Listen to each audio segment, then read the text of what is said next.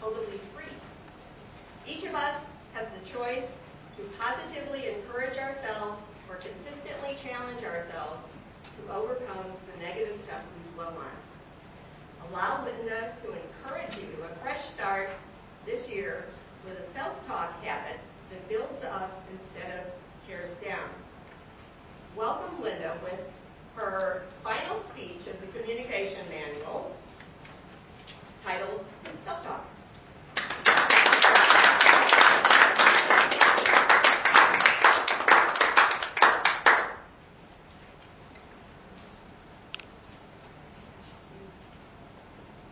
Sorry, I didn't notice that this was flat here. I'm just going to push this right here. That's all I'm going to do.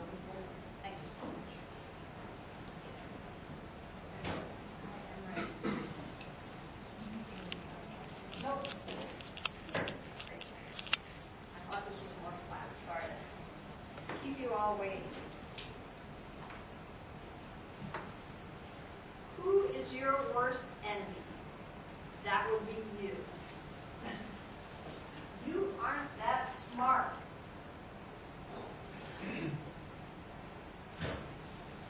You're not that good looking.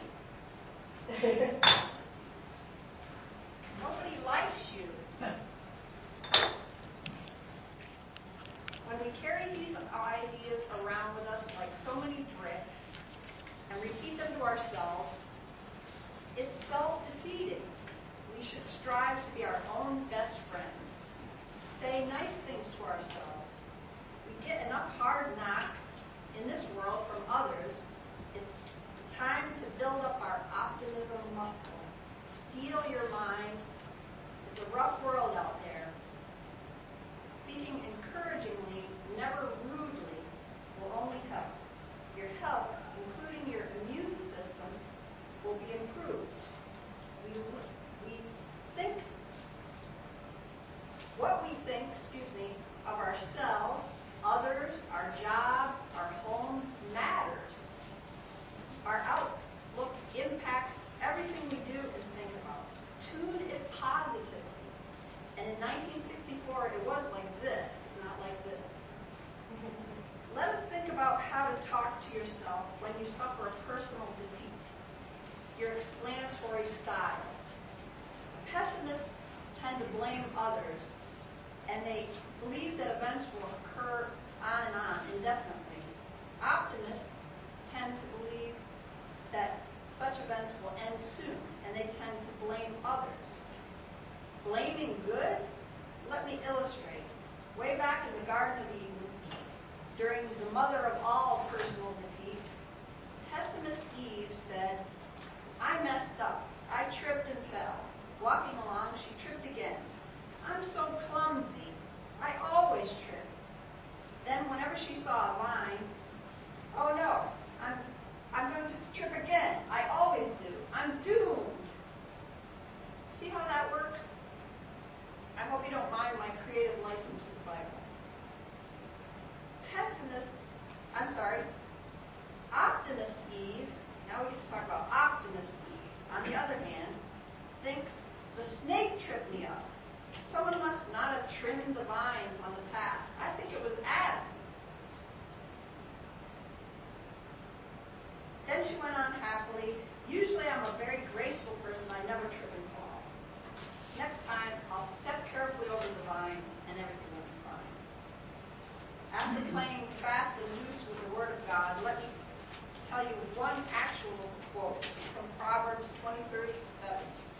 For as he thinks in his heart, so is he. For as he thinks in his heart, so is he. Researcher Tashi Heiko Marta says, optimistic explanatory style is associated with a 50% decrease in mortality or early death. They also found optimists have a decrease in pain. In studies of children, pessimists drop below their potential and optimists exceed it. In a broad-range study on medical conditions and treatments, the placebo effect accounts for 25 to 35% of the beneficial effect. And in new drugs and procedures, 70 to 85% of the beneficial effect. What a powerful effect our outlook has on our health and well-being. You have to watch your thoughts. They become your words. You have to watch your words because they become your actions. You have to watch your actions because they become your habits. You have to watch your habits because they become your character. And you have to watch your character because that becomes your destiny. Let's think about your vision of the world, your perception. A video, Celebrate What's Right with the World, shows the importance of seeing possibilities. When I went back to school, I never once thought, I can't do this. This is going to be too hard. I can't really itemize why. I had no track record of academic excellence. I had 0 math, science, foreign language, social studies in high school. None. I took shorthand, typing, bookkeeping.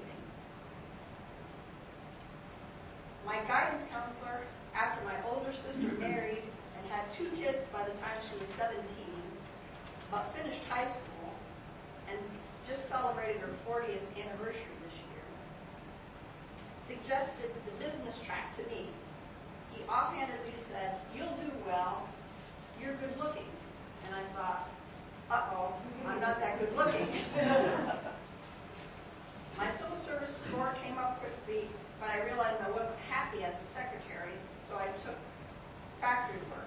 I went back to school and ended up graduating summa cum laude, bachelor's in computer science, and mostly by having hope and believing I could do it.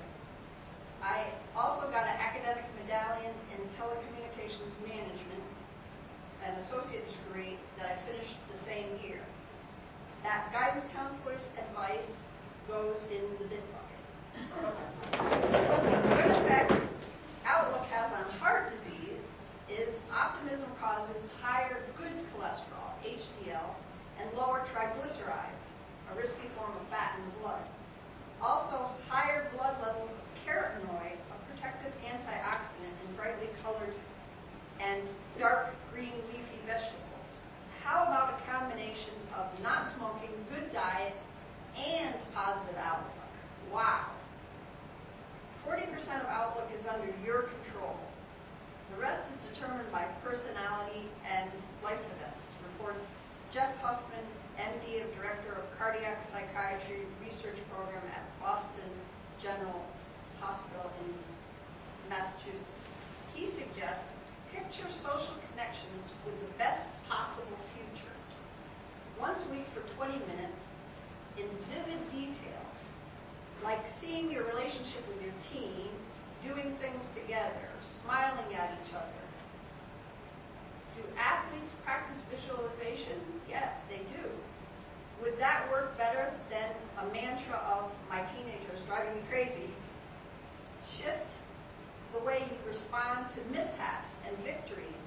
Debbie Downer thinks something that turns out well is luck. Take credit for it. I did that well.